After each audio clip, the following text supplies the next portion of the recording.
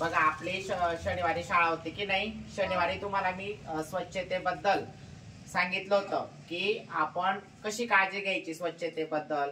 आपण आपल्या घरात आपल्या आईला, आपल्या वडिलांना, आपल्या मोठ्या भावाला, दादांना कसं सांगायचं, कशी स्वच्छता ठेवायची। आणि मी तुम्हाला एक गृहपाठ दिला होता। तो गृहपाठ असा होता की तुम्ही तुमच्या घरात कोण कशी साफसफाई करतंय याचं निरीक्षण करायचं। आणि त्याच्यात जर तुम्हाला काही चुकीचं वाटत असेल, तुम्हाला आम्ही सरांनी सांगितलं होतं ना की काय करायला पाहिजे नेमकं।